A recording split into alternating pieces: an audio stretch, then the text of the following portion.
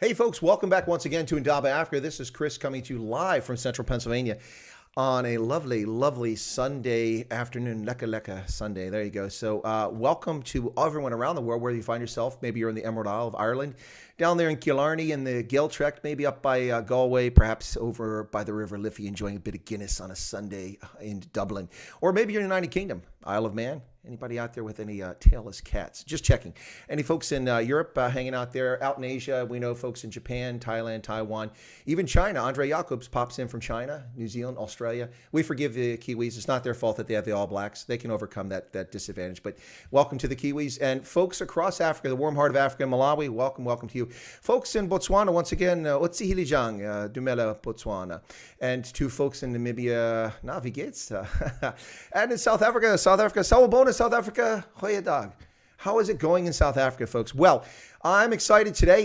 We had a little abortive thing the other day because this gentleman is just incredibly busy, and we'll talk about that. But in my continuing series for the Rugby Ascendant segment, yet another Springbok. Of course, you've seen Andre Snyman on here previously, and you saw Flock Cilliers on here. And now I'm going to welcome in my current guest. We're going to talk about the Southern Kings, about the Springboks, about rugby in general. But we're also going to talk about this wonderful initiative that he started called Care for Kings. And so, ladies and gentlemen, let me welcome in my guest now. It's Braam van Straaten, Springbok number 671.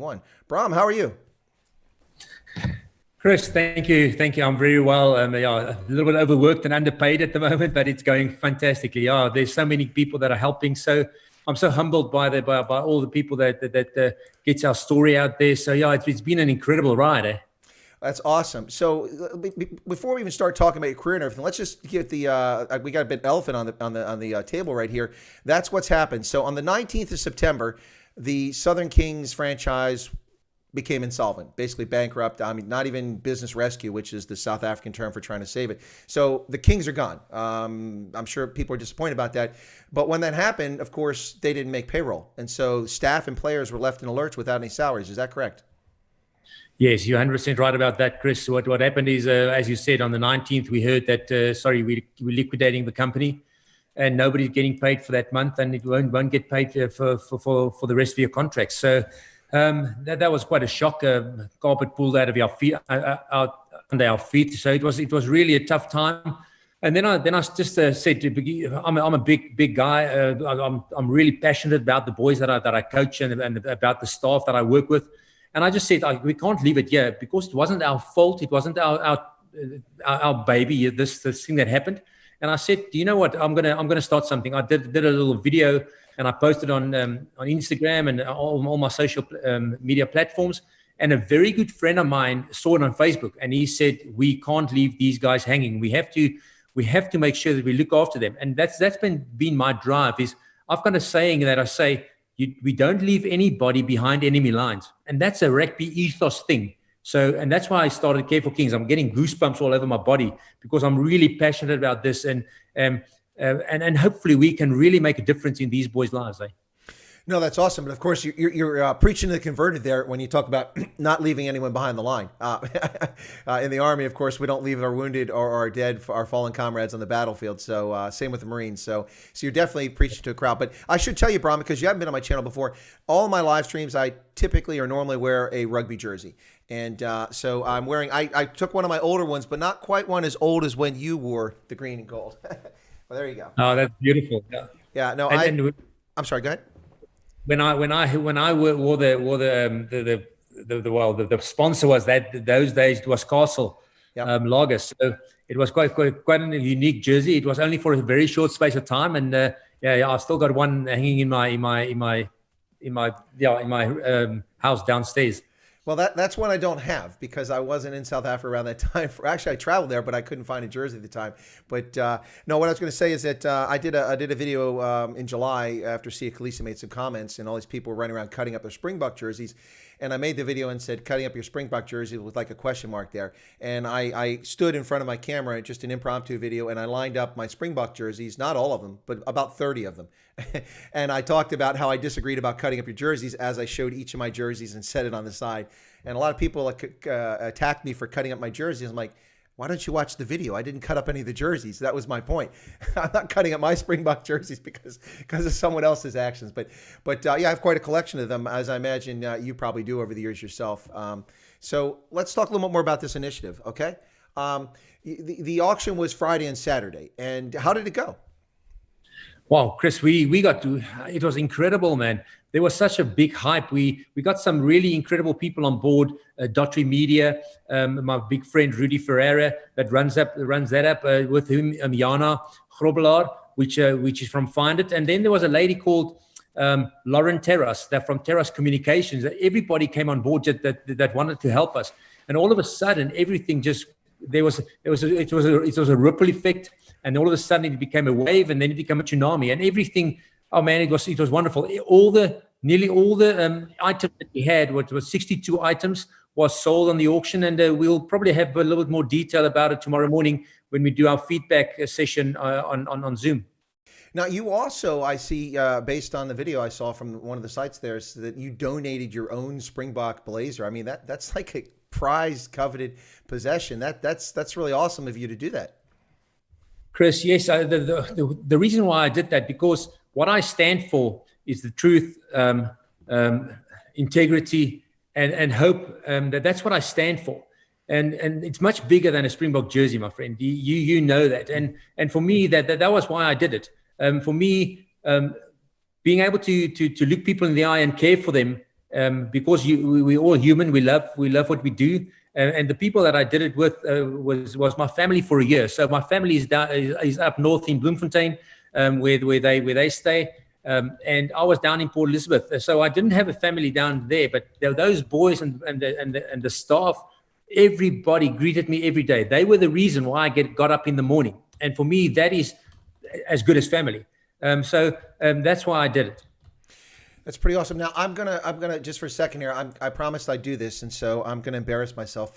Ik praat niet Afrikaans nie, but I do understand it. So my pronunciation is not very good. So I've been asked to sing a song, and I'm a horrific singer. And throw in on top of that, G's in Afrikaans. So I'll do my best here. Let me see if I can do this. You ready for this? I'm trying not to embarrass myself. Hoogtien die Mahalisbergen, waar ons goeie ondien, praihog bo alma mater die Höchstschule. Wunderboom. Susreus boom wait. Wundersan sal ons tot hoekt. I'm not singing. Und sal vorwärts gaan in ons streven. Met ons oi gerig nabo. In ons handel, in ons waardehandel, dra ons ja naam met In ons harte that I know. Ons jo lezer goeie en dien. That was horrible, I'm sure. That is, I'm getting, look at this. I'm just goosebumps all over from into my hair. No, that's amazing. Yeah, my alma mater, Wonderboom High School. Oh man, I haven't been back there for quite some time. So when you say that, all that emotion, all the feelings, thinking of all my mates, my friends, the people that I really cared about for a very long time, because we were very lucky in those days. We were in Mayville Primary School, and that's in Pretoria, in the Moot area, close to Pretoria. And then all of us, probably 50, 60 of us, went to Wonderboom Hoërskool, and it was amazing. So we had a real compassion between each other, and it was amazing to feel the energy that the boys brought on every game day. So yeah, yes, when you started saying that, I'm getting emotional, man. It was such a wonderful time of my life. Well, that's brilliant. No, that was a personal request from a gentleman who uses uses a made-up name. It's the opposite of Ronaldo Rose, who's a South African YouTuber, and he calls himself Ginaldo Rose. So Ginaldo Rose. So he's just apparently he's also an alma mater. That's his alma mater as well. So he wanted me to sing that. Yeah, no, listen, I mean, if I hear the songs, I listen to Afrikaans music, I can do a lot better. I mean, I can do Bok van Blerk pretty well, Tussen bossen en boma. Anyway. De la re, saya di burak. Anyway, so those I can do a lot better, but I never heard your alma mater, so I try not to butcher it, and if I was terrible, my apologies. It was brilliant. I tell you now, I always say, I'm a very passionate guy. I'm a defense coach, but also a kicking coach. And sometimes when I'm on the kicking, when I do these kicking clinics and working with youngsters, when I hear the sound, I don't have to look. I don't have to look at the ball. When I hear the sound, my whole body just goes goosebumps, and it's amazing. So, like I said, I'm very passionate about the sport of rugby itself, but I'm very passionate about the people in the sport. And for me, it is really important that we look after the game. And like I said, there's a group of people in our game that are not living towards that ethos, and that for me is not part of what we are standing for. For me, the big thing is rugby has given me so much in my life. I tell you now, I want to give the game. I want to give back to the game as long as I can, for as much as I can. So hopefully, these guys and what happened to the Kings, I want to make sure that this never happens again, Chris, because the game itself is such a wonderful piece of history, but it's part of us, man. I grew up with it. I think I was born with a rugby ball in my hands, if I'm not mistaken. But it's really special. It's a special game. It's something that we can't lose within the game. Is that ethos? Absolutely. Well, I mean, I don't know that you're headed there, but if you're in the mood to bash Saru, I'm all on board. I bash Saru all the time. I'm very unhappy with the South African Rugby Union for so many reasons. Their stupid rule a couple of years ago that you had to have 30 test matches, or you had to have 30 matches. Yeah, 30 test matches if you were playing abroad, which was one of the dumbest things ever. You know, the Springboks are one of the few clubs that actually doesn't put foreign nationals on their team. They're all South Africans, with the exception, of course, Tende Mtawira, but he became a South African. But everyone's a South African. You look at the All Blacks; they're not Kiwis. They're Fijians and Samoans. Half the team comes from there. Whoops, we got Braam's camera froze. Braam, are you there? Well, it's freezing up again. Sorry. It was just somebody that's calling me on my phone, and I use my phone as a modem. Sorry, man. No, that's all right. Yeah, they ate up your data. So, no, what I was saying is, you know, the Springboks, unlike the All Blacks, they actually put citizens, you know, South African citizens on their team. The All Blacks are full of Fijians and Samoans. I mean, you know, it's a kaleidoscope, an alphabet soup of, you know, Pacific Island names and not Maori and not Anglo names. So, anyway, but no, I have a lot of disdain for Saru and very angry with them. But you don't have to get into that. But I agree with you. The way the Kings were done, and I don't know if you're saying by Saru, but in general, but also the Cheetahs. This is reprehensible. Both clubs were dumped out of Super Rugby unceremoniously. And now the Kings, not to pick on the Kings, but they can make a fair argument. The Kings didn't have much success, so you know it's a financial game. I get that. So there was some legitimacy to that argument. But the Cheetahs were a middling to sometimes high-performing team. You know, they're never terrible.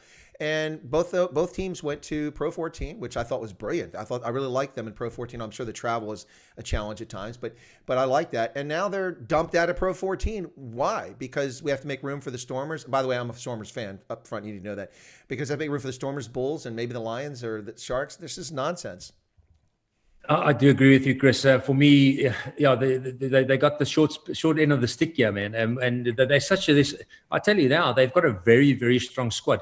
You know what I really hope happens? I hope they win this extended, what do you call it, Super Rugby Unlock or the Carry Cup. I really do hope they win it, because just to show people that why are they always pulling the last straw? And that's not right, eh? And like you said, there's some people on top that are doing that, and that's not right. It doesn't matter how you look at it. There's a right and a wrong, and this is wrong. No, absolutely. It's just flat out wrong, and it's really sad to see any business go under. But it's professional sports franchises especially disappointing because, you know, fan is short in English for fanatic, and that's what fans are. They're fanatics. I mean, look at me. I've got 80 or 100 rugby jerseys from all over the world, and I go everywhere for rugby. You know, it's people can be fanatics. It's just such a brilliant game, but it's really sad to see. And like I said, I was never a fan of the Kings. That's nothing against them. It wasn't my but I've also never been Nelson Mandela Bay or Port Elizabeth. I've never been there. So I've been all the other places where I've been to teams. I've been to Cheetahs and Bloemfontein, and then of course Loftus and, you know, Cape Town, everything. So, but I've always been a Stormers fan. So, but it was difficult, it was disturbing to see what happened with both those clubs. So now it's gone, and but it's not just this. I mean, people don't know all the dirty laundry, but there's some dirty laundry out there too. And you don't have to air any of this whether you know it or not. But there's a lot been going on behind the scenes with professional rugby in the Eastern Cape, where Saru has not been a particularly strong supporter and helper in making it come to fruition and survive. Chris, I do agree with you there. I think what happened with us and the way it happened, they thought that they're just going to. Their timing was actually quite good. Give them a bit of credit there. But for me, they tried to just do it, get it done, get it away, because it was a bit of a problem for them for over a number of years. So they just said, cut it off, get it sorted, and put a bit of smoke over it so that nobody actually stands up to it. And I just said, you know what? I'm an honest guy. I live my life in that manner, and I'm not going to stand for this. I'm going to make sure that people know about this. But for me, that is water under the bridge. We need to focus on how we can assist these guys, how we can help them for the next couple of months, just to get back on their feet. And that's my drive and my focus and it doesn't matter how long it takes. And hopefully, out of the Care for Kings, there's something bigger that happens. There's something that will support the game for a very long time. And hopefully I can get that done. If I can get it done, it will make me a very proud man, I tell you now. No, it really would be awesome. It's great that you're able to get this thing started. And honestly, I tell you, I wanted to sign up for the auction, but I've been dealing with South African customs by shipping things to and from South Africa of late. And it's been a very dodgy game of late ever since Corona. I shipped something to folks in South Africa in the first week of September, Express, $300 to ship it there. It's still sitting in customs in Cape Town. Yeah. So I did want to go on a bid for things, but I didn't know you personally. If I bid on it, I said, hold on to it until I come to South Africa and I'll collect it. But I would like to have gotten some of this stuff. But maybe if somebody's got a box of those Lions jerseys hidden somewhere, if you put them up for sale, maybe I can dig one of those out at some point. Not Lions jersey. I'm sorry, Kings. I said Lions. No, I don't want a Lions jersey. I do believe we can definitely do something like that. I'm coming over, like I said before we had just had a chat before the show, and I'm coming over to Bermuda. I'll grab one of those and put it in my bag. And if you give me your address, we'll make sure that it gets to you. Oh, that's brilliant. I wasn't fishing for a jersey, but it's extra large, by the way. But that'd be awesome. Now, Carl's telling me that... Chris, sorry, sorry, just there. The new jerseys are very tight fit, so the extra large is also going to be tight, eh? Double X. I'm just joking. I'm just pulling your leg. So, I got those pecs going here, and it's got those guns, so... I'm not a big fan of those tight jerseys. They're okay sometimes. But if you're playing, they're great because people can't grasp them. The loose ones are easy to grab. But I was always on the left wing, and I was usually faster than everybody except Brian Habana and that cheetah. So, I didn't get caught very often. Now, Carl's telling me the Stormers are the wrong team. It's Kamalilise, passed by the Kings, check out how they're doing, and then end up in Durban by the Sharks. Yeah, been to the Sharks games. They're okay, but when Bismarck du Plessis left the squad, I lost interest. Sorry, that was when I followed the Sharks. Yeah, the Sharks is close to my heart because I coached there for 2 years, but I'm also a Stormers boy. Hey, Cape Town, I had an awesome time there. 3 years, won the Currie Cup twice. Became a Bok just before I went there with the Falcons up north. But that was special. Eh? What an incredible team we played in that 99, 2000, 2001. Really special team. It was so much fun, and those boys are still my mates. We talk every week. I talk to some of them.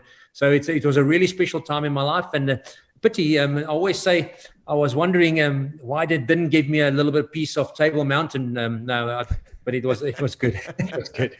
No, I got you. So you've played rugby for a long time, but let's just jump in because I want to get in the Springbok portion. We'll jump around a little bit here. No structure to this conversation, just kind of like we're sitting around at a braai having a beer. So that's how we'll treat this. But you got the call up to the Springboks. What was that like? That you had to be excited when you got that call. It was actually an incredible story to tell. I've told it to my children. Then please tell it. It's unbelievable. So what happened is I was sponsored a car, and then the company that sponsored me the car went under, and I was stuck with this car with a massive payment, and I couldn't afford it. So I was sitting at the bank manager in Pretoria, trying to organize a loan so I can pay off this car at some stage, and I was sitting there, my phone rang, I looked at my phone, I go, sorry, can I just quickly take this? I don't want to be rude. Answer the phone, hello, Braam speaking. It said, hello, Braam, Nick Mallet on this side. Can you come to Cape Town? Franco Smith has pulled his hamstring. We want you to be in the box squad. I nearly fell over. I said to the guy, wait, I'm not gonna take this. Straight home, packed straight to the airport, straight to Cape Town, and that's how I knew I became a Springbok. So it was really, really, really special. I guess goosebumps, and I just try and phantom all the memories and how it felt. It was something really, really, really special. No, I would have to say that, with some of those calls, you'd be like, am I being punked? Is this really who? But with Nick Mallett's voice, there was no mistaking it was Nick Mallett.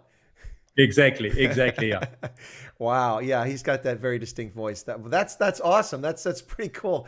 I can only imagine. I never played professional sports, but I played sports my entire life. I played baseball, basketball, and rugby later on, many things. But I would have been awesome. Would have been awesome to get that call up to us. It just would have been something else, I can imagine. So you played 21 tests with the Bucks during your career. Yes, 21 tests, wonderful. I can still remember, nearly all of them. Scored 221 points, so it's easy to remember. Yeah, there you go. What was quite interesting, and this is, I don't like to tell it, but for me, what I'm really proud of is my kicking record in test matches. I kicked at 89.9%, so 90% in test matches. That was probably the thing that I worked really hard, that I was known for, to be very accurate. That it was a special time of my life. I tell you now, thinking back of those days, what an honor to be able to represent your country with the mates that you've learned to know, and it was just a really special time. The fans were brilliant. Like I said, it was something really special with that Springbok. It's interesting what Springboks gives you. It doesn't just give you that time that you play, but everybody now says Braam van Straaten Springbok, and all of a sudden people listen to what you have to say because that tags on you. So being a Springbok then was really incredible. But still now, people really value what you say, and they take you into context in a good way. So it's got a longevity, which is fantastic. Well, it's a small fraternity. I mean, we just, in the entire history of the Springboks, we're not talking about a lot of people who've actually put that jersey on. It's what's the number here? I actually had it off my head, but I have to look real quick just to take a look again real quick. We're up to, if we hit 1,000 yet, yeah, I think we're close to 1,000. Yeah, we're over 1,000. No, 915. Only 915 South Africans have ever worn that jersey. That's unbelievable. Over a century. And a lot of them have been since the professional era. I mean, the numbers climbed a bit, but because there's a lot more test matches now. But still, that's pretty amazing stuff. Now, you played with some names that people might recognize. Robbie Fleck, Rassie Erasmus, I think you played with as well. Is that true? Yes, I did. I played with Joost as well, with Gary Teichmann. I was on the bench with Henry Hannibal, which was an incredible player. Then there was Percy Montgomery had played 100 tests. John Smith was a youngster in the squad as well. Corné Krieger was one of the hard men. Mark Andrews, those boys, Andre Venter, they were incredible people. So I really, really enjoyed my time with them. It was a special time of my life. And at that time, one of the guys I actually enjoy as a broadcaster, Owen Nkumane, was popped on the squad briefly there too. I don't know if you got a chance to play with him any time. Yes, he was with us. I think he played. I'm not sure, but I think he played one test. But we played in the midweek side when we went on tour, and we had a special side. I don't think we lost a game on 3 consecutive tours, which was fantastic. But yeah, Owen is a really good guy. He's such a passionate guy. He loves the game, and a really, really a good friend of mine. Now, Ronald Khan said that I remember Braam scoring that try against the Auckland Blues in '99 when he fooled them all. Instead of kicking, he tapped and ran for it. It was priceless. It's funny that Ronald mentions that, because actually I showed that same video clip earlier this week when I said you were going to come on. And I had seen that before, and then I just remember watching. I was like, this is just brilliant. So well done. It's quite a memorable try, and none of us scored it. You did. It was very interesting. Looking back at that, I can still remember the conversation me and Peter Rousseau had. He said to me, "They look where they're standing." So I said to the referee, "I'm not going for post. And I was so scared because I wasn't the quickest guy. If I tap it and they took me out in the corner, it would have been quite problematic. I would have felt it. But it was such a sneaky little try, and a lot of people remembers that try. Probably one of the most, one of my tries. I didn't score a lot, but that was one that I will remember for the rest of my life. Yeah, no doubt. I think a lot of us will. I think it's up there with one of the neatest and most interesting tries in Springbok history. It was really really awesome. So, Ginaldo Rose, the one asked me to serenade you with your alma mater song, said, "What was your most memorable moment when you played for the Bucks? Do you have a very special moment that stands out above the others? Sometimes that isn't the case. Sometimes it is." I think just thinking about back to when I was a youngster, how I had the dream and wanted to play for the Boks. And for me, the biggest thing was to face the haka. I don't know why. It was just something really special. I faced the haka in South Africa. I faced it in New Zealand. It is something incredibly special. And then we had the opportunity. I played in a number of tests. I think one of my best test matches I played was against Australia in Pretoria. But also the test match that we won at Ellis Park against the All Blacks. I think the score was 46-42. What an incredible test match. I think Robbie Fleck scored 3 tries in that test match, if I'm not mistaken. So it was something special. Facing the haka, it was something I wanted to do. I became really good mates with John Olomu when I played for the Barbars as well. Played 7 tests for them. He was a special man, a legend in his own lifetime, but just such a soft nature and what a guy. I really became really good mates with him. I didn't realize you played for the Barbarians. Somehow I missed that from your career. 7 test matches too. That's pretty good. A lot of people these days do 1 and done. 7's awesome. That has to be a pretty cool experience too, because you bring all this talent together and you just throw them together short notice, and you get out there and you play these matches. And the Barbarians, they hold their own a lot of the time. I tell you, Chris, what is incredible about the Barbars, you play with these guys from different countries that you always play against. And I became really good mates with guys like Timmy Horan, Jason Little. And it was such an incredible time for us. Ian Jones, that was, and those, I tell you now, looking back at those Barbars, that's the way rugby should be. You get it there. You don't really train. You play a bit of touch rugby. You eat. You stay in the best hotels. You eat the best food, and all of a sudden you go out there on a Saturday and throw a couple of balls around, and you win the games.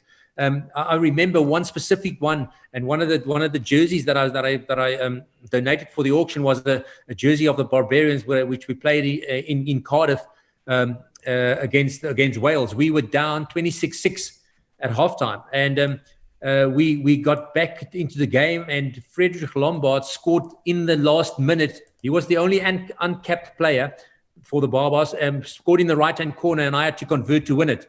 I think 40-38, and I got the conversion, which was unbelievable. So my Barbars, just the memories of the Barbars, the people that I met, just the ethos around it was absolutely incredible. That's the way rugby should be. So like we were saying in Afrikaans, sonder enige tierlantijntjies. That's I think some people will enjoy that. It's Afrikaans saying that means with not a lot of frills. It was just good old rugby and really good mates, having a beer, having a couple, play a bit of golf, staying in the best hotels, playing golf at oh man, it's St Andrews. It was incredible. It was really good to do. Now the Barbarians are just the Barbarians are just quite an amazing feature of rugby, that they still exist and it continues, and also I guess because of the history, the tradition, they can get big names. Big names will come and play, and so it's never boring. For me, it's always weird because of course I'm rooting for the Springbok players, and but then like they're playing with All Blacks, I'm like, no, don't offload to him. I don't want him to score. I want the Barbarians to score, but I don't want that guy to score. Dan Carter doesn't need any more points. Damn it. Yikes. But let me get to some of the comments here very quickly, because there's some good stuff coming in. People are saying things, but before I do that, excuse me a little there. Folks, you're listening to Chris Wyatt Africa on the Indaba Africa channel on a Sunday afternoon, and it's the 18th of October. Thanks for tuning in. Really appreciate a good-sized audience tuning in right now. My special feature guest today is Springbok number 671, Braam van Straaten, who was a coach with the Southern Kings. Unfortunately, the franchise just was liquidated. It's no longer existing after 11 years. I don't want to say tumultuous, but an interesting history. They gave it a good go and didn't get all the support they needed. And anyway, didn't always... anyway, they're gone now, and he's started a charity to or a private organization to raise some funds for the staff and the players who were left high and dry when they went out of business. So they didn't get salaries, and so he started this thing called Care for Kings. We'll get back to that in a little bit, but let me get to some of the comments here really quickly, Braam. There was somebody said, Murray Annandale said, now I don't know if Murray Annandale ran into you at the Rugby World Cup in 2003, because I don't think you were playing for the Box then, but he said, I've aged a lot myself, no worries. Just the last time I saw this oak was at the 2003 Rugby World Cup. I don't know if you ran into somebody, if you went to that. Murray Annandale, maybe somebody you know. I think she got it wrong, because in 2003 I missed out on the World Cup, and I was then already in Leeds playing for Leeds Stykes with Phil Davis. That's what I thought. Yeah, so I never. That's the one thing that I probably lingered for, was to play in a World Cup. Never got the opportunity. Was supposed to go in '99. Had an incredible Super Rugby, played really well. But then Yanni de Beer went, and you know what happened then. He was just amazing. He was so good. He played so well for the Box, and nearly got us to the final, which was incredible. Well, listen, I tell you, the one thing that we need to correct is this every 12-year nonsense. Enough of that. We need to win it 2023 in France, not wait another 12 years, because I can't wait 12 more years for another William Webb Ellis Trophy. I'm greedy. The All Blacks got 2 in a row. It's our turn to get 2 in a row. But that's brilliant. No, I think everybody feels that way. Eh? Okay. Well, the Rhodesians never die. That's Lynn says that Braam is such a happy guy. So refreshing to hear and see. I think it's a great comment, because so many less than happy things have been happening of late. And so it's nice to see somebody who's got a zest for life. So that was a nice comment. And then, okay, now this one here, Christian Kriel says, please send my regards to Braam. We studied together and stayed in the same hostel. Christian Kriel. Wow. That is amazing. Christian, how you doing? Goodness me, it's been some time, eh? Thinking back when I was studying teaching, that was in 1990 till 1994 or 93. So it's incredible. I'm just getting, and that was also an incredible time of my life, where you just got all the shackles off, being a student, having some fun. What a place it was, NKP, the Normal College Pretoria, as they say. It was an incredible place. Now, really awesome. Please give him thumbs up. I still remember him. Fantastic. Well, that's pretty awesome. Look, it's old home week here. I wasn't expecting that on the channel today. That's pretty cool. But you never know. You never know in Chris Wyatt Africa who's going to call in. I have viewers all over the world, and I don't know where Christian's at, if he's in South Africa or elsewhere, but that's pretty cool. But now, listen, Wonder Boom and the normal school, I'm sensing a very strong, Pretoria link here. Yeah, no, I grew up in Pretoria, and then was born there as well. Then went for 5 years, went to Rustenburg, because my father had an opportunity to be my grandfather was the headmaster at school, at a school there. So my father went there, and I went there with them, and then we came back to Pretoria. And then I was in Mayville Law School from grade 3 till then I went to Wonderboom Hoërskool, and then from there, played a bit of rugby, played a bit of Craven Week, which was fantastic, and then went to Enkapia. Enkapia was an incredible place. Yes, some really incredible people that crossed my path there. Some people that taught me a lot about life. That gave me the opportunity to play rugby and cricket. One of my mentors there was Phil Pretorius. What an incredible guy. We had a long relationship. He gave me the opportunity as a very young guy to play cricket and rugby for NKP, which was fantastic. And so I think as a student, I had an incredible time. Study was part of it, but the sport just was come on, be honest. Study wasn't a very big part of it at all. Chris, what is incredible, there was some girls, and I have to have Runel, and if she's listening or something, she was unbelievable. She did all our work for us. She gave it. So when we wrote the test on Wednesday morning, on Thursday night she brought all the stuff to me and say, make sure you learn, make sure you get through this, because and that's how I passed. So it was I was a little bit naughty, but it was good fun. Well, we won't linger on that part of the history. Ginaldo Rose said, no way, Braam. I also went to Mayville Leo School. Yeah, Mayville is it was a very good school. Man, we had some incredible teachers. I remember back, the other guy that was probably one of my mentors that taught me to be really tough was Mr. Patrick de Wet. And Patrick de Wet was a very special guy. Oh man, he taught us. He put a steeple of tires one on top of the other, and you had to really smash it and tackle them. And it was that's the way we grew up. So yeah, I just those memories of being part of a really good group of guys in the Moot, as they say in Pretoria. It was really special. Looking back at those times, I was there actually. I'm sitting here now down south, but I was back there yesterday because I went up for the Tox and Chops show, and I'd stayed a day to visit my brother, who still stays in the house that we stayed in as youngsters, and then my sister, who stays in Pretoria as well, just went up and to say hi and spend a bit of time with them, which was fantastic. Wow, that's the people are loving you in the chat here, Braam. This is embarrassing. There's a lot of affection for you. So let me just a couple more comments there. You must be quite the good oak there. So I have to thank Hank, because Hank is the one that reached out to you and asked you to come on the channel, and also helped make sure we got connected today, because we had a little communication issue there. But Hank said, who would you pick at number 10 and number 15 for the Springboks today in their current form? That's a good question. I'm not available, by the way, and I usually wear number 11, so I'm just saying. Yep. With that being done, I think. For me, at the moment, the guy in the seat, with Andre Pollard having that ACL reconstruction at the moment, is definitely Elton Jantjies. Elton playing in a very young Lions side, nearly got one over the Stormers over the weekend. He played really well. He's just such a calm and collective player. I think he will go a long way at the moment. At fullback, it's quite a difficult one. There was another youngster that I thought that would come through, but he also had an injury. Was Apalile Fassi. I love that boy. He's such an incredible talent. Not scared of anything. And apart from him, I tend to go for Cheslin Colby. I know Cheslin is really good on the wing, but I think that'll give him a bit more opportunities to be a first receiver. And put some defenses close to the ruck in trouble, because he's got such incredible way he moves. He just looks so effortless, but so powerful on his feet for a small guy. Oh, he is just unbelievable. I was in Japan and I was stoked. I went to every Springbok game. It was the first time I was able to capture all four of the pool stages. It was I always just go for the pool, because you see so many countries, so many different teams. I can watch the other stuff on TV and listen to the commentary, unless I happen to be somewhere I can be in the final. But that's But so Japan, I was there.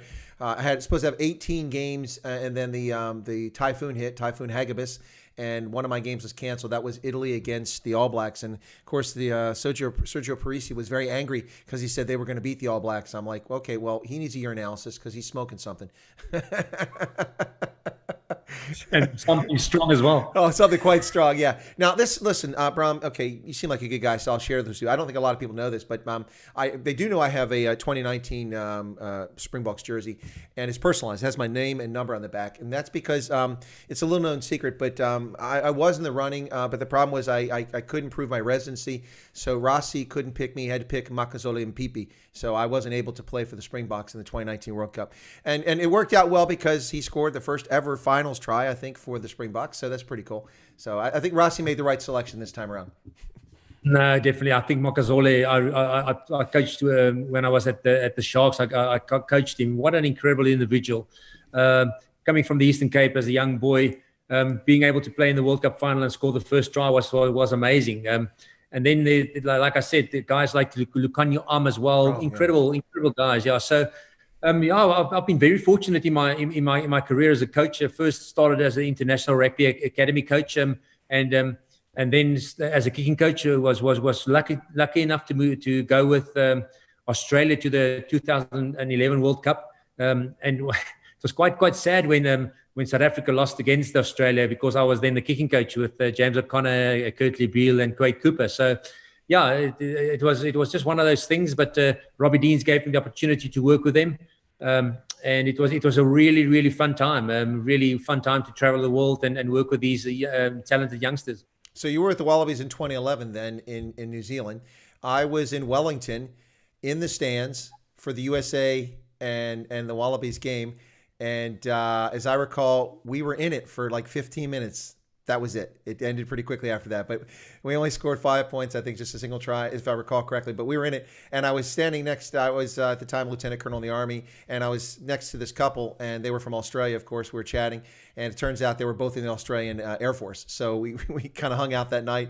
And the one guy told me, he said, yeah, I know a guy on the American team. If you want to hang out and meet the team at the hotel tonight. And I'm like, yeah, sure. So we walked back to town and found a pub, and it was crazy chaos in the pub, had a few beers, and he kept saying he was going to link up, and he's like, oh, I'm getting in touch with him. He's not responding to my text. So finally I'm like, okay, guys, have a good night. I'll catch you later. And I started to walk back to the hotel, and he goes, oh, wait, he just sent me a text. Come on, let's go to the hotel. So we went to the hotel, and I'm thinking the whole time, how does this Australian know an American on the American national side? Turns out he did. It was a kid with and one Australian parent, one American parent, who was playing for the USA because he couldn't make it on the Wallabies, I guess. And so he'd actually been like the captain that night because Todd Clever was held back. They wanted to save him for the Italy game, hoping we could win against Italy, which we didn't. And Nelson, we didn't win that game. So I was in the stands when you were on the side of the pitch that day. That was an interesting game. Yeah, it was. It was man. I tell you now, just the hype of the World Cup, and again in New Zealand, where I believe. A World Cup in New Zealand, the people are so they know the game so well, man. They're so knowledgeable about the game, and that's what I love. Everywhere that you go, in little pubs, in little shops, everybody's living rugby as their life, which is well, in fixtures. I loved it. I absolutely loved it. No, I would have to say that of all the World Cups I've been to, that was the best host to win. All the volunteers were so informative. They're so helpful. Those with all the teal jackets on.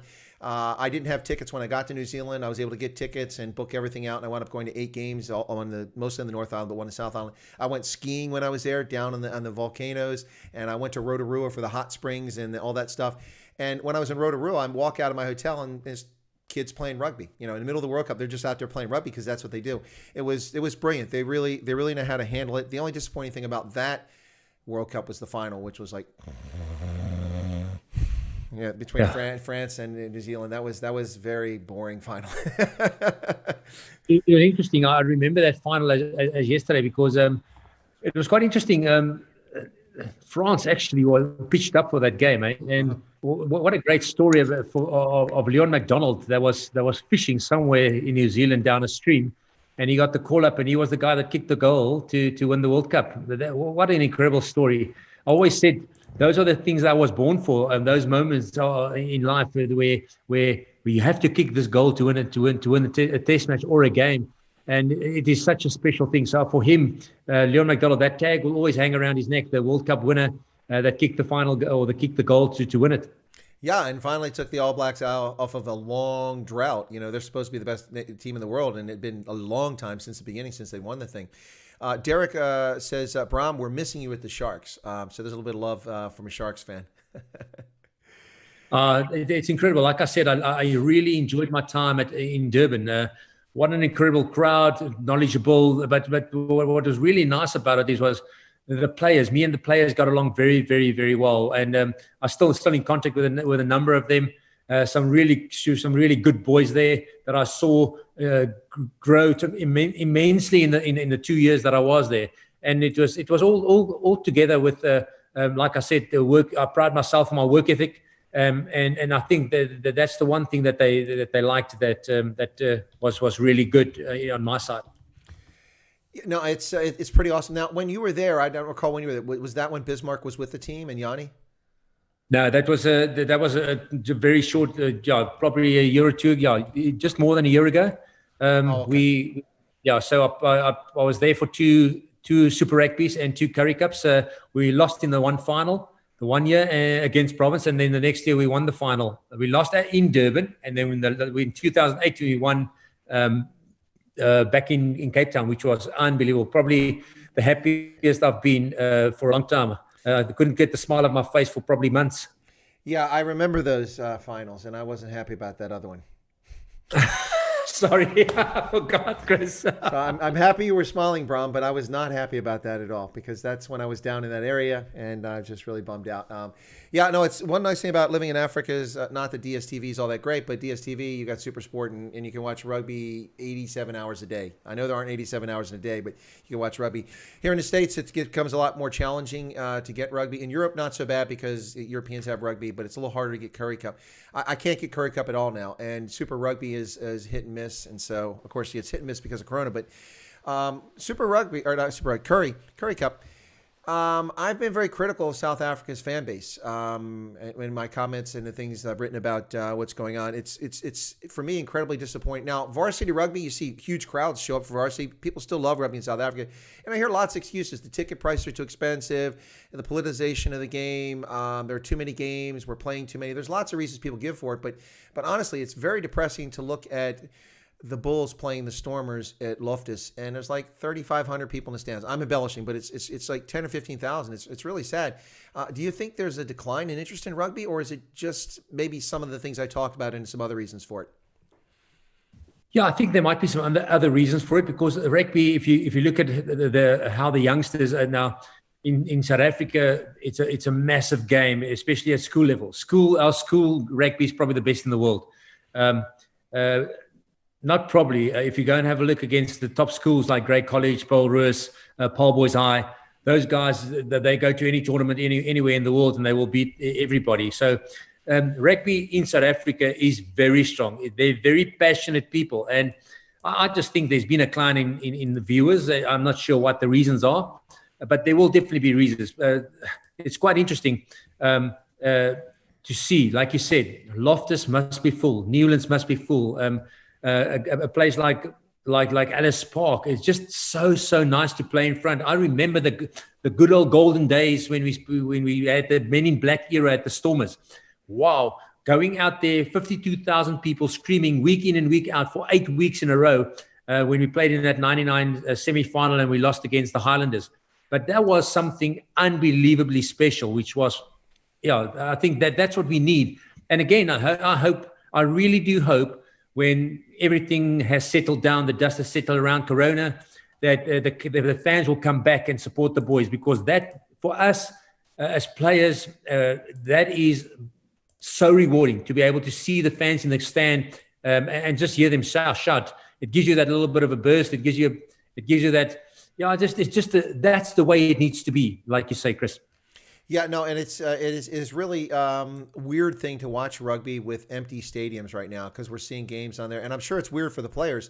They mitigate a little bit, not so much rugby, but other sports. Like I think the best one was the National Hockey League here in the States. They played their hockey games, but what they did is they moved all the teams and the family and all the physios and everyone related to these two massive hotel complexes next to ice rinks up in two cities in Canada, and they kept them there for like 3 months, and that way, but had to be incredibly expensive. And that's not what I'm complimenting. But what I'm complimenting is that when you watch the games on television, the stands are empty, but they did a really good job piping in the right music, so people would be cheering at the right moment. It was all artificial, but you almost felt like there was a game there. But watching rugby, you can't get that noise. I've seen them try it with some of the is it the Pro 14 games, or maybe it was the Premier League, but It's not quite the same. You can tell it's fake, and it's a shame. And I'm sure it's difficult for the players to be playing in front of empty stadiums like that. No, definitely. Just watching the Bledisloe Cup this morning, how incredible New Zealand. I think there was 47,000 or something people there in Auckland. And that's the way with just the buzz around it. So New Zealand that did something right. They got on top of the Corona very, very quickly, and they're reaping the rewards. I'll tell you now. Well, yeah, actually, I made not to get into politics, but I talked about that yesterday. New Zealand's been credit for being on top of it so early, but I compared actions of Trump and actions of Jacinda, and actually she trails Trump by about 2 weeks in everything she did. But one of the reasons why they're successful is they were able to shut their borders down. They're isolated, they can control it. But they have done a good job. I'm not criticizing New Zealand, but they attacked Trump, and he actually did all these things faster than her. It's funny how the press talks about stuff, but it's So I was, I wanted to say this really quickly. So listen, one of my favorite players is Mornay Sten. I've always been a big fan of Mornay Sten. I was in Bloemfontein at the Tri-Nations when he scored all the points and we beat the All Blacks back in 2009 or something like that, I think it was. And like, this guy, this is awesome. But I'm also honest. And Mornay's defense was a bit suspect for a long time. He wasn't, I don't think, a complete player. At least that's my assessment. But his game improved and then he became an all-around player in my view. Now, you're also a kicker, but you're a defensive coach. I didn't get to see many of your performances, mostly on video, because I wasn't able to get many of your games back then. So I'm guessing you were a good defensive player, or you wouldn't be a defensive coach. Yeah, I pride myself on my physicality, but because I played at centre first as a youngster, I was a very, very strong defender as a centre. And then halfway through my career, I got the opportunity to play at fly-off because our fly was injured, and shut that channel completely. And all of a sudden, if you shut that channel, the vacuuming, not getting over the advantage line, it becomes really difficult to play. And we had a lot of success about that, especially when I played for the Stormers. I remember me and Corne Krieger, Hendrik Gerber, those guys, the Vet Barry, those were the guys that really shut. If you don't get any momentum, the rugby becomes a really difficult game. And like I said, I pride myself on my physicality. Even these days, I do the tackle technique and stuff with the boys, which is real fun to see their faces when they get hit. But yeah, it is for me. Like I said, I'm a really proud individual. I'm still in quite a good nick. I look after myself. I'm fit. I train quite hard. And I look after. I eat really well. So I think that it's a little bit of this, a little bit of that, and all of a sudden you find yourself amongst those boys, which is real fun. Real fun to see how they react when you make a shot on them. Speaking of hitting hard, I'm going to tell you, Faf de Klerk and Cheslin Colby, pound for pound, both those guys, but especially Cheslin Colby, I would not want to run into him in the pitch because he would lay me out. Those guys, they hit like a hammer for their size. Yeah, I think Faf is a little bit of a madman. He's crazy. He's like Werner Koch. He's like Werner Koch. He's out of control, but that's why I love him. And he's like a little Staffordshire terrier. He doesn't back down, which terrier, is incredible. Yeah, a little terrier. He just loves getting stuck into the big boys. And Cheslin he's just fearless. But he's he's technically so sound, and that's what makes him so good. With ball in hand, different kettle of fish. I tell you now, I don't want to mark him. I remember back in my days when I played for Leeds, we played against Sale. I had to mark Mr. Robinson. Oh my goodness me! He stood me up left, right, and centre. I didn't know which side he went past. Jason was just too quick, and it was fun to talk to him afterwards and just have a smile and just say, "Oh well, at least I grabbed his hand and I said to him, at least I'm touching you now because on the pitch I didn't have a chance." Yikes, that's crazy. No, but that's rugby. I mean, it's got its moments, it's got its challenges, it's also got its amazing rewards. It's one of the reasons why I love the game so much. So a couple more comments coming in here, Braam. Somebody, I guess, was asking your full name, so they wrote it down: Abraham Johanna Jacobus van Straaten. So of course, Braam is short for Abraham, for those who didn't know that. Anyway, so I just want to say this: my boys also Abraham Johannes Jacobus van Straaten. But that name comes from my grandfather. He was an incredible individual, my idol. Mm-hmm. I loved him to bits. He looked after me as a youngster so well.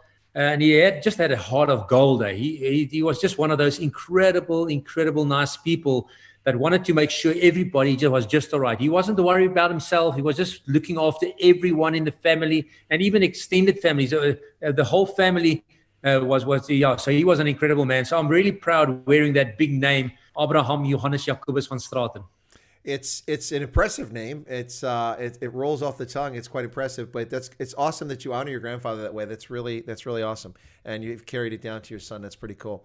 Now Hank, who helped us get you on the channel, said except for Butch and Hannibal, Braam was a Big Ten defense player. Sorry, Butch didn't tackle. Butchie was he was a madman as well. I just laughed at him because he was him and Flicky was maybe on par with the coat hangers. But Butchie was just tough as nails. He hasn't got knees anymore, but he was a tough man. You thought twice when you were running in that channel looking out for some knocks, but he was a tough man. It was good fun playing against him, and playing with him was also good. I got two questions here, and I keep trying to find the right moment to ask them, and it hasn't quite come up at the right moment. So I'm just going to interject both of them, and then if you don't remember one, I've got it written down so we can go back to it. But the first question was, Olaf asked me to ask you if Saru looks after the old Springboks, or when you're done, there's no more benefits, you don't get anything after that. So that's the first question. Second question was from I think this has become your number one fanboy on the stream here. That's Ronaldo Rose again.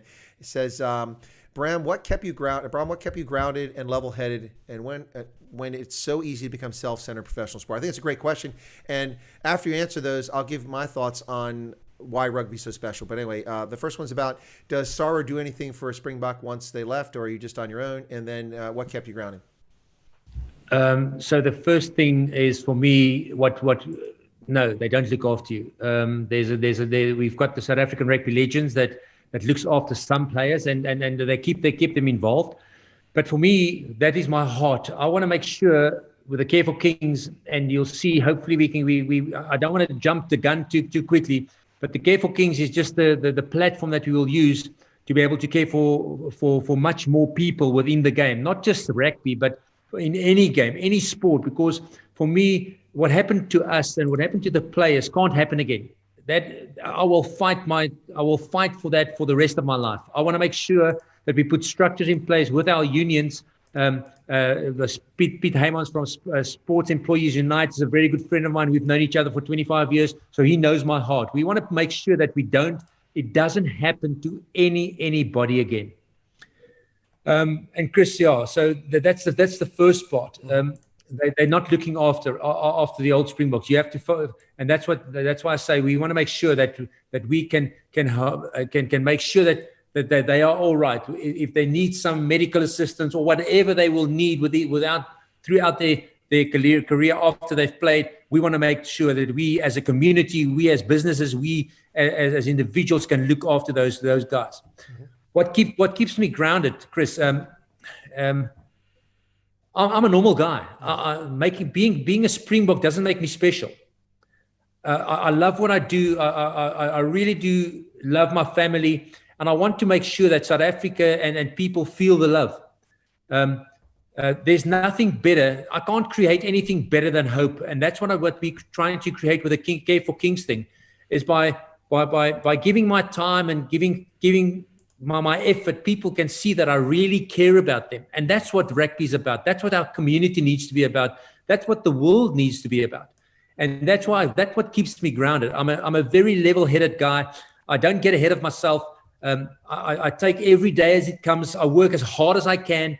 And to my surprise, the last 3-4 weeks was probably the most admin I had to do ever in my life. But for a really, really good reason. And for me, it's very close to my heart, this Care for Kings. It happened abruptly, and all of a sudden, it really grows. We got unbelievable people looking after us that came to the party and assisting us, using their platforms and their time to give us the platform to get our voice out there and let people know that, you know what, if you really care, you can change the world.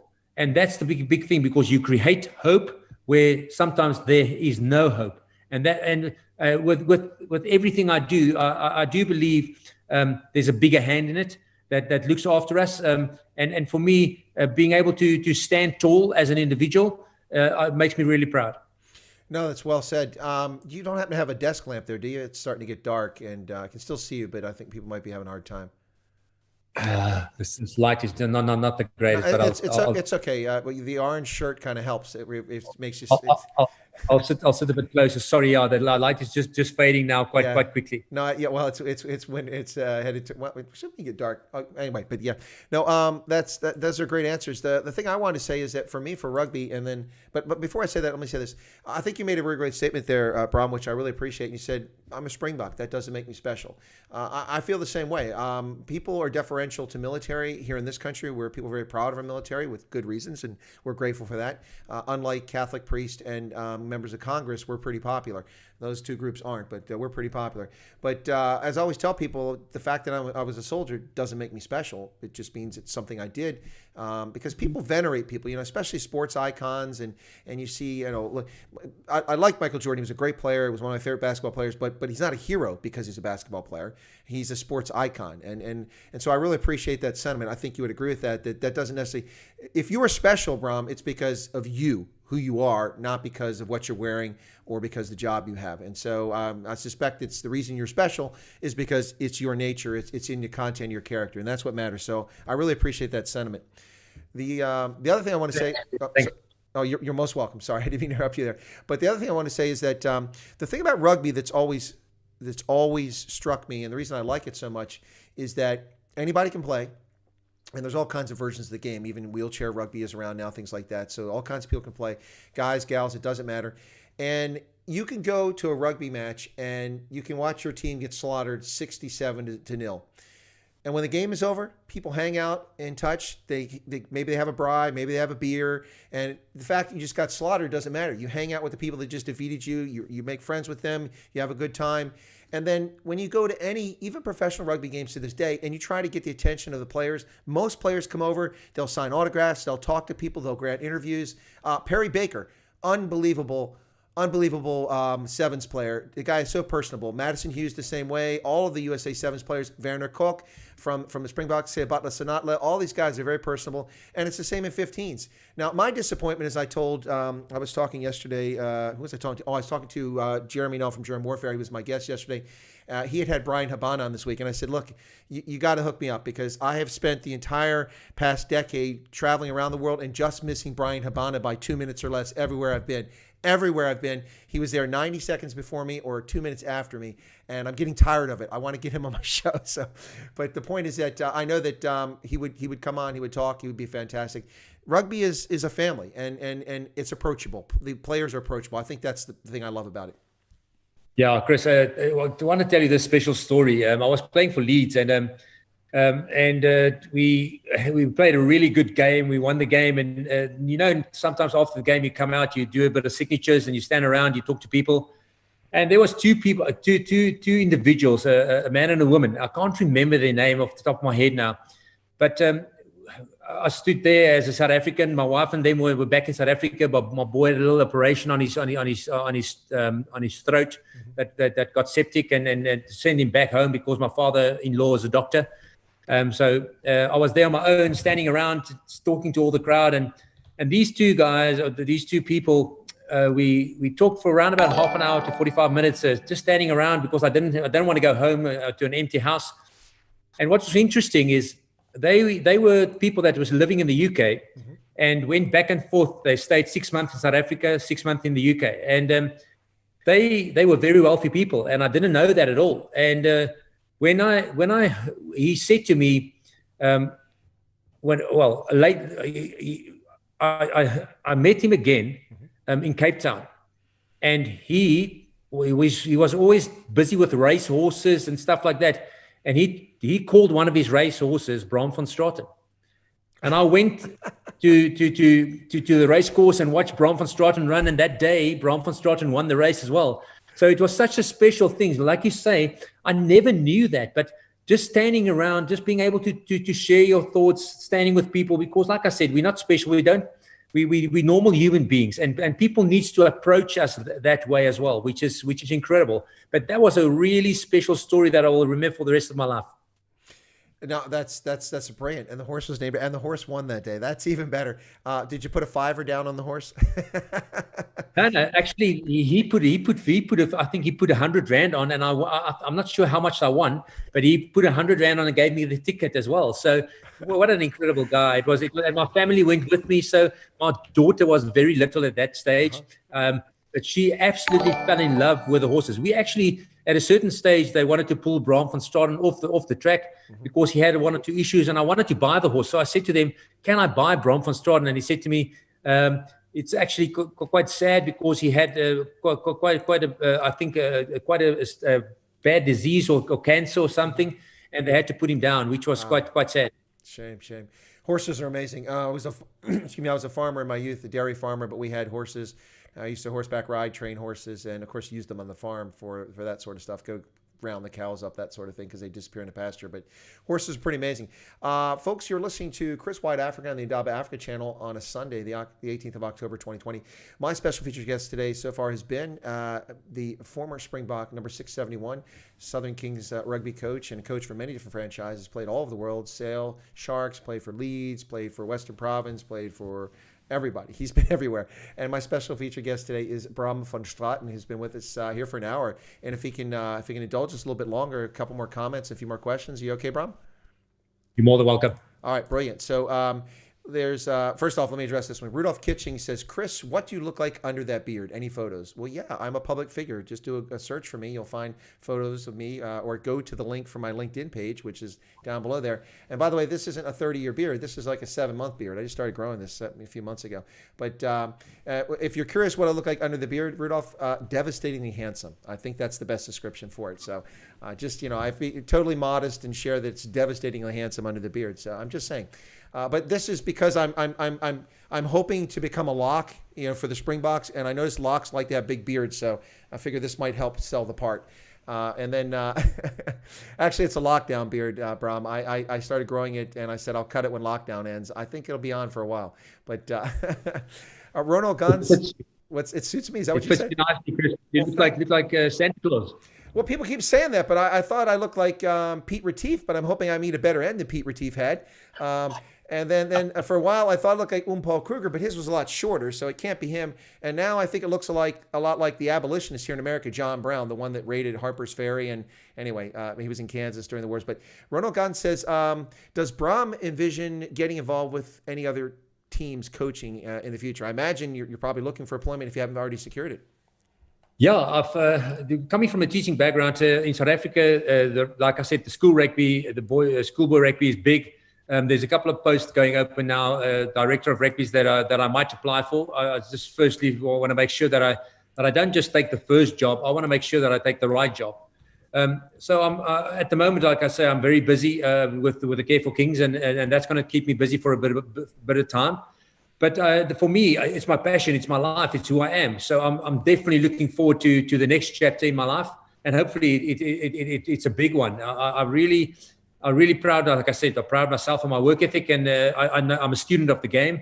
And yeah, hopefully there's something bigger for me somewhere out there, and it will be fantastic. Like I said, it is who I am, and I'm not going to change. I'm not going to walk away from it because I'm grounded in it. So it's fantastic. Yeah. Hopefully something comes up. Now, well, speaking of something coming up, but are you involved this year with the Bermuda Tens? I think you're going to be involved with that. Yeah, Chris, what's quite interesting, I heard 2 days ago that I need to take a couple of guys, and some of the one of the teams withdrew from the Bermuda Tens, and Dickie Meir, who's the ex-Springbok assistant coach, said to me, there's an opportunity for these guys to go and earn a bit of money in Bermuda. I said, okay, perfect. I'll put my hand up. I'll organize everything. I'll run this, and I'll be the coach of the guys. So we're taking 14 guys that has been in South Africa, that has been affected by what has happened at the Kings, to Bermuda. We meet up with another 6 guys there, and we'll have some fun in Bermuda. But at least we can give these guys a little bit of, just get them away from their circumstances in South Africa, give them a bit of fun, and make sure that they earn a bit of money, so to keep them ticking over for the next couple of months. And so when's this taking place, so people can try to keep up with it?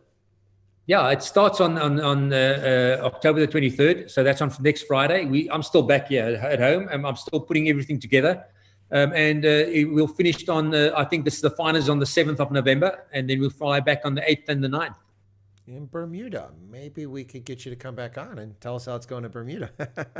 Oh, definitely. I've been there 3 times with the Legends World Cup. What an incredible place! Incredible people. I loved my time.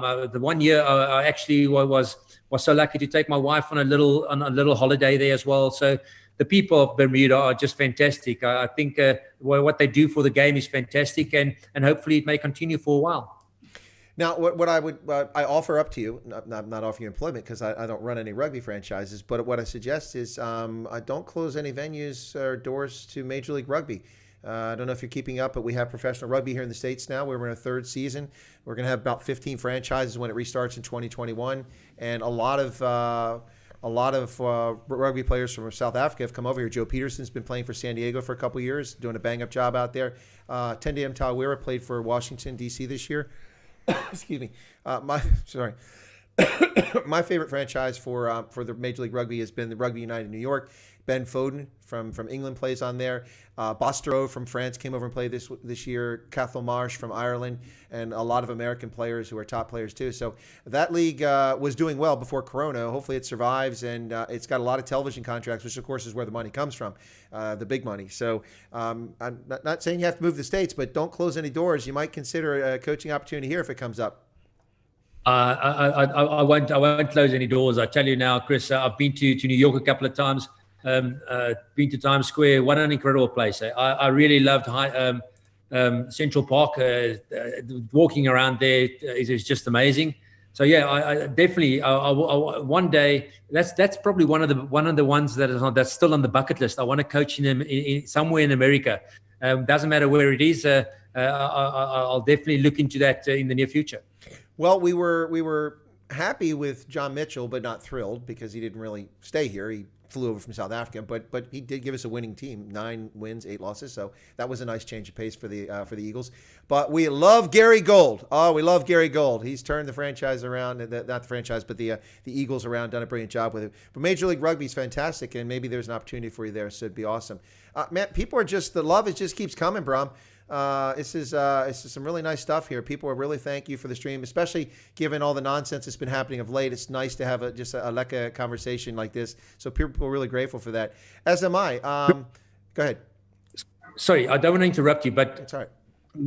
Gary Gold, I've known him for a very long time. I've just on LinkedIn as well. He came and said, "I want to give you a jersey, a Springbok jersey, because he was a Springbok assistant coach." Springbok jersey, and the game they played in the Aviva Stadium against Ireland, he will donate that jersey that's been signed by the whole squad for our next auction at our Gala Golf Day. So Gary has been a very good friend of mine for a very long time.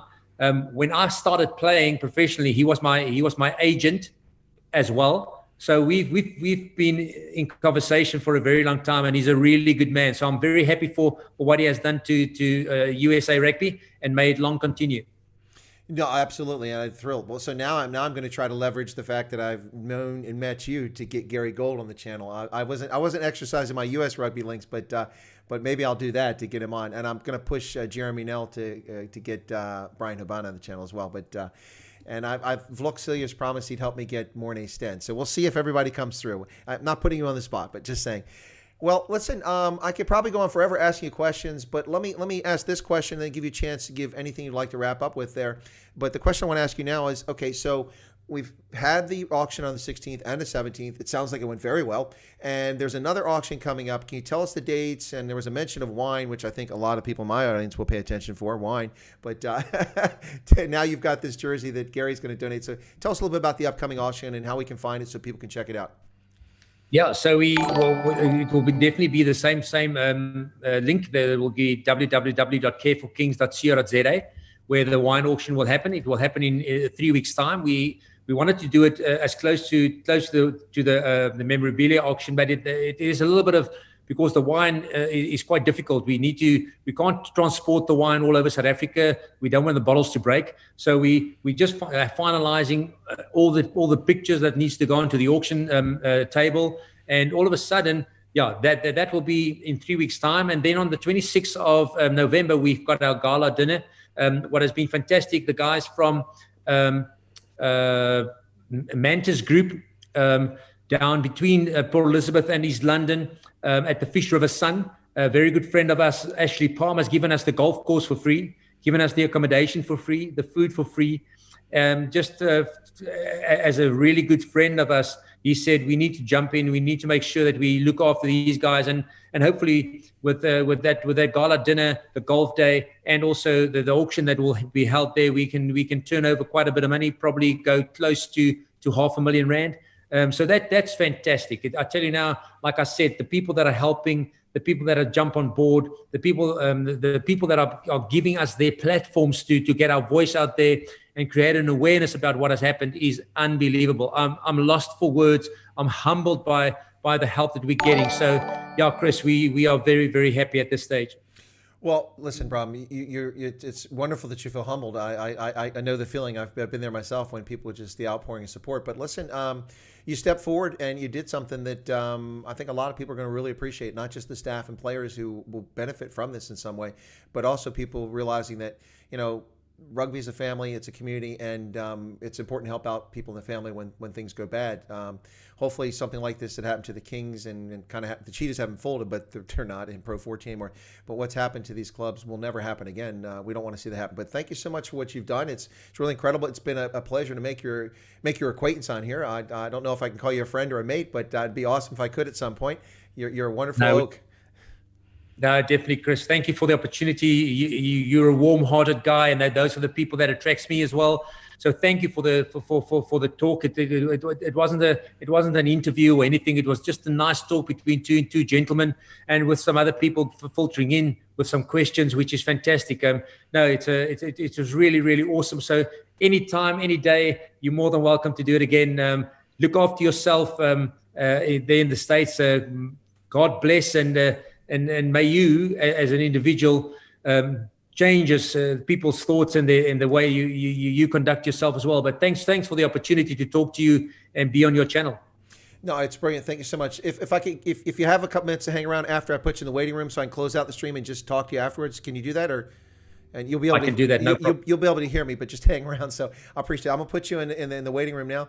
All right, folks. That's or he's gonna put himself there. Okay, here we go. There we go. All right, he's in the waiting room. Oh, now I got to fix the screen because it's all messed up. Here we go, folks. All right, come on. There we go.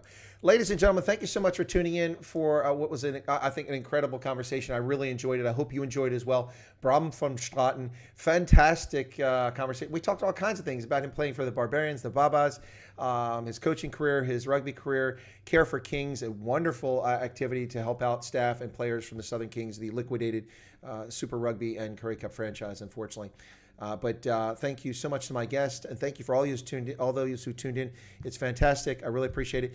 Just as a reminder, folks, I'll be back on twice more today. Yeah, that's right. It's not over. I'll be back on at 9:35 in Botswana and South Africa this evening, and my guest will be Hein Marks from the ULA, United Liberty Alliance from the Western Cape, one of the groups seeking Western Cape secession from South Africa. But that won't be the topic, folks. Hein Marks was present in Senegal on Friday, the 16th of October, and there's a lot of dispute and disunity and stuff going on, and I asked him to come on because I know Hein, and he was present. I saw him speaking, and so I want him to come on to try to give us his perspective as to what he saw happening there with Isaac van Zyl and himself and others, and some discussion with Willem Petze and others. So I just, if you want to tune in for that, it may be a hot conversation, and I suspect a lot of people will be tuning in for it just because there's a lot of angst and anger over what happened or didn't happen in Senegal. But please tune in for that.